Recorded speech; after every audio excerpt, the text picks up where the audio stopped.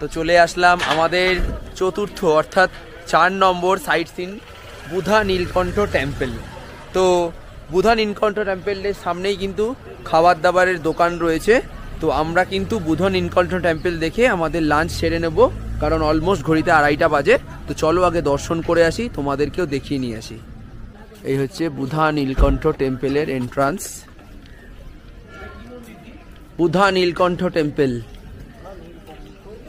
হ্যাঁ সব মহাদেবেরই রূপ। এই হচ্ছে বুধা নীলকণ্ঠ টেম্পল।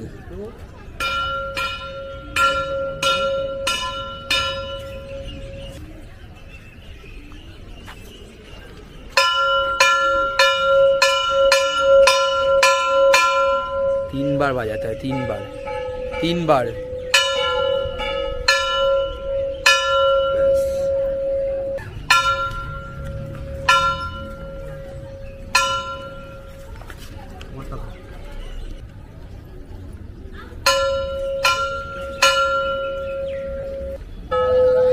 এই সেই বুধা নীলকণ্ঠ টেম্পল, যেখানে ভগবান বিষ্ণু কিন্তু শায়িত অবস্থায় রয়েছেন। এই যে সেই ভগবান বিষ্ণু, যিনি কিন্তু শুয়ে রয়েছেন।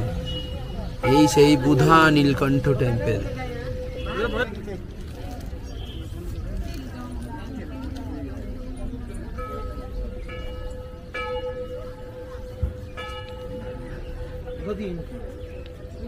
এই তো